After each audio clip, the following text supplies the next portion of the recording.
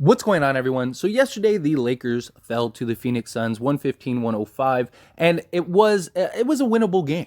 I really think the Lakers had an opportunity to win that game on several occasions. Third quarters, again, just really seemed to bite us. I don't know what it is about the third quarter, but we always start off on the first half strong, get in that third quarter, and it's really rough. And it was looking like we had a solid third quarter till towards the back end. But Anthony Davis continued to play monstrous. That was a big question, right? Anthony Davis had these monstrous games against lesser talent. Would he be able to do the same thing against some of the more elite talent in the league? And he showed up with 37 points, 21 rebounds, 2 assists, 5 steals, 5 blocks. I think that that's a pretty good stat line for Anthony Davis. So it showed that we have this monstrous Anthony Davis. And then outside of him, it was the usual suspects, right? You had Walker with 24, Austin Reeves with 11, and Westbrook with 21.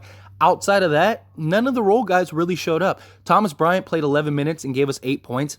He's been absolutely solid. He's had at least 8 points in every game that he has played, but I would have liked to see him a little more. I would have liked to see a little more winning Gabriel. But nonetheless, again, Patrick Beverley, big old goose egg, though he did have 10 rebounds. Troy Brown, 0, and he's been one of our more solid contributors, though the last 2 games he's really struggled. Dennis Schroeder had a big old goose egg, although I don't want to get too on Dennis Schroeder right now. I mean, he just came back from having surgery on his finger, and him being a point guard has to handle the ball, shoot the ball, defend, do a lot of things. It's not as easy as like somebody like Thomas Bryant, who he's catching lobs, he's shooting little mid-range shots. He's not handling the ball too much. He's more of a guy that's getting set up, but still can't have this kind of production from your role guys, from your bench guys. And this is something that I've said before in the past that I believe even more now. We need like 1, maybe 2 more quality rotation guys, right? Like, I don't think we're that far off. I think this was a winnable game if we had LeBron James. I think we could have won, depending on what LeBron James it is. Hopefully when LeBron comes back, he sticks within the flow of the team, right? This team has been really good nonetheless. They're really sharing the ball. They had 19 assists on 36 made field goals. So, again, had a really good, solid assist to scoring ratio, which is, again, what you want to see from this team, sharing the ball. The 2 previous games, they had 29 assists, right? We need LeBron to come in and not just hold the ball for 20 seconds and then take a step back 3. We need him to really, and also allow Anthony Davis to be that monster. But diving into like the trades, like I know many people want the Buddy Hield and Miles Turner deal. I just don't think that that's the answer. I don't think that that's what we need. Trading Russell Westbrook and, 2 first-round picks and going and getting Buddy Hield and Miles Turner. I don't think the need that the Lakers have is a center, especially with Anthony Davis playing this monstrous. He's going to have bad games. He's going to have good games. But can he play to an MVP level? I'm not saying he's going to end up scoring 35 a game every game this season. He's going to give us 35 and 20, every single game. I don't expect that, but can he be a 25 to 30 point a game guy with 12 assists? Sure. I mean, even before this monstrous stretch, Anthony Davis was giving us, 24 and 12. So it's not out of the realm of possibility for him to go and just get another 3 points a game, especially with a lot of the games prior. He was averaging, he had a 4-game stretch where he was averaging 4 points in the second half, right? If that doesn't happen, then you have Anthony Davis, who's going to get you probably close to 30 a game. LeBron James can chime in with 25 plus a game. If we have this Anthony Davis with LeBron, Walker continuing to play strong, Austin Reeves continuing to play strong, and just have another guy kind of step up, I really think that we could be in a real conversation. I would rather see the Lakers than go get Miles Turner and Buddy Hield. Just take a Patrick Beverley and Kendrick Nunn. Take those 2. Go get a Terry Rozier or something. Go get an obtainable guy, an obtainable piece that can help with the workload of some of the other guys. Because every single game, it's Russ, Walker, LeBron, and Davis, right? Every single game. Those are the 4 guys, right? And the problem is Walker has a monstrous 24-point game. or a 28-point game, and it's just really good for the Lakers, but it doesn't have the impact because he's not supposed to be our third best player every night, right? He's supposed to be our fourth, fifth, sixth best player every night. So when he does have a 24-point game, it's that much more impactful. And I really think the Lakers need another just scorer. It'd be nice to have a shooter. Like, I wouldn't mind if the Lakers just went and got Buddy Hield right now. I just don't think Miles Turner is what the Lakers need, especially with Anthony Davis playing so well at center. And you have Thomas Bryant, who's giving you solid production every single night. I mean, in 11 minutes, he had 8 and 3. You adjust that for, his per, 36. I mean, you're talking, he would have had close to 30 points. Right? Like, it's just, I don't think that the answer is, we need another center. I think we need size on the wing. I think we need wing defenders, 3-and-D type guys. We definitely need 3-point shooting because, again, another dismal three-point night. We shot 18%, 4-22. It's just not going to get it done. But more than anything, I think we need a versatile scorer, right? And that's why, I think Terry Rozier or, somebody like that would be solid enough to come in and really have an impact because he's a guy that can just go get a bucket if you need him to, but he's also a guy that can play on the ball, he can play off the ball, he can play next to LeBron, he can play next to Russ, he can play next to wherever.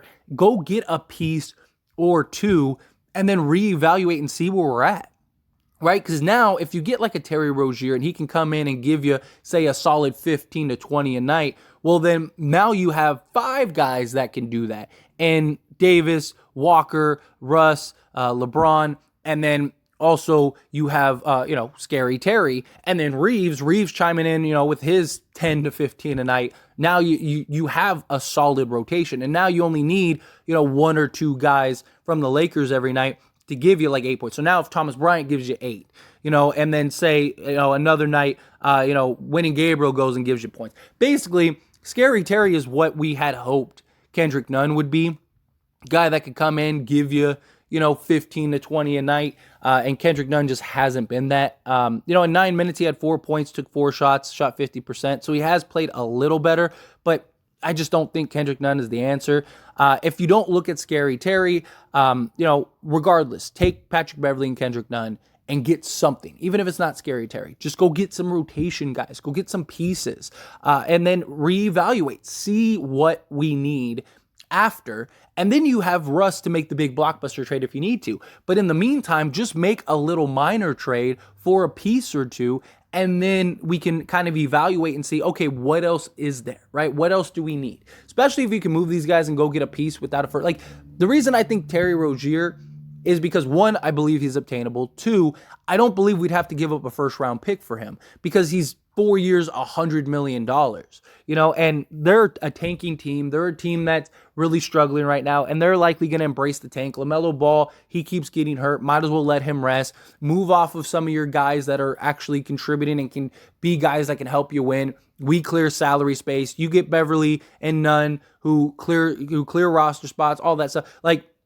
I think that trade would offer a lot. Not only would we move off of Beverly and Nunn to actually get a productive guard, like combo guard, you're also moving off of 2 guards to bring in 1. So you're kind of helping solve your guard issue. And then also you're clearing up a roster spot. So if you do want to bring in like a Mo Harkless or, a Hassan Whiteside or something like that, if you say you do want some size to round out, but I really like the Lakers' 3 big rotation of Davis, Bryant, and Gabriel. I really wish we would have seen more of Bryant and Gabriel. I think they could have had more of an impact last night. But even then, that three big rotation, I think, is really solid and really could help a lot going forward. And all 3 guys can really contribute. That's why I don't think we need a Miles Turner. I just think there's much bigger needs. I'd rather have a guy that can come in and take some of the scoring burden off of other guys, because you're also going to have games where Anthony Davis just has a bad game, right? Or LeBron just has a bad game, or maybe both of them have a bad game. And we could use another piece or two that could come in and really kind of round out the rotation. I don't think we need 4 or 5 guys like I once did. And I think a lot of that is Thomas Bryant has came in and he's been really solid. I still believe Dennis Schroeder can make an impact. I want to be fair to him and give him a couple games to kind of get himself right. We'll see how he turns out. But even just like Josh Richardson and Doug McDermott, go try to work out a deal for them. You'd have to throw in also a Damian Jones. to make the salaries match. But if you could take like Damian Jones, Patrick Beverly, Kendrick Nunn, and go get like a Josh Richardson, Doug McDermott, now you have two like legit solid rotation guys, right? You get another guy in Richardson that is very similar. And if you look at his numbers and everything, he's kind of like what KCP was to us, right? He could be another like KCP, like a 3-and-D style guy. Come in, get you 10 points a game if you need him to. He can play off the bench, play on the bench, or start, whatever you need. It gives you a little more length. He's got a 6'10" wingspan, so he's got some good length, some good size to him. So get somebody like that. Get a shooter in Doug McDermott. Again, you clear off a roster spot, so you go get another piece. Now you just got two guys that you added to your rotation, so now you're like legit 7 to 8 guys deep. I don't think this team needs a lot. I really don't. I think, again, just do the small trade, go get a piece or two, and then just kind of reevaluate and see where you're at. And then if you need to, come the trade deadline, when teams are having fire sales, go and take Russell Westbrook and move off of him and take your firsts and go get those other pieces you need, or maybe go get a real roster haul. I would rather just see them go get a piece, go get a Scary Terry, go get a Josh Richardson, Doug McDermott, go get, whoever, insert a player that you want, maybe even like a Buddy Hield. I wouldn't mind going and getting a Buddy Hield. Go get Buddy Hield. Or if you could figure out a way to go get, some sort of wing player, right? Get something like Cam Reddish. I don't know if the Knicks would trade Cam Reddish anymore because he's been really good for them this year. But like, if there's a way for you to go get Cam Reddish, go get Cam Reddish, something like that.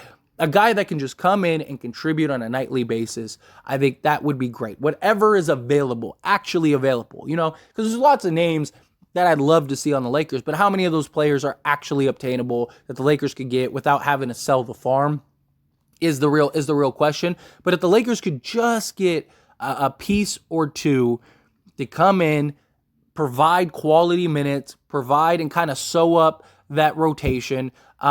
I think that we could start rattling off some games here. You know what I mean? Like Anthony Davis playing like an absolute monster. LeBron comes back. If he keeps feeding Davis and keeps allowing Davis to be Davis, I really think that we can get some wins. We play the Spurs the next 2 games, so that'll be interesting. That'll also be a showcase for these guys, kind of see what these guys are looking like, and give us kind of like an audition type. Jakob Poeltl should likely be back too. Maybe we could work something out with him. I don't know. I just think overall, Lakers need to do something. They definitely need to make a trade. They definitely need to do something.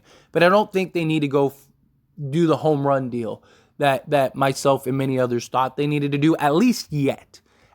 Maybe they still do, but I think the Lakers are right there. I just think that they need another guy or two that they can count on a nightly basis to just, chime in and provide, 15 to 20 points collectively every single night. If you could get Richardson, McDermott, and they could get you, 15 to 20 collectively every night consistently, or like I said, Terry Rozier, he could go get you 15 to 20 a night consistently. There you go. I think the Lakers are good. But anyway, as always, this is a discussion, so I want to hear from you. Let me know your thoughts and opinions down in the comment section below. What do you think? Do you agree? Do you think the Lakers, they just need a piece or two? We're right there. Do you think that they should go for the home run deal? However you feel, good, bad, ugly, somewhere in between. Love to hear your thoughts and opinions down in the comment section below.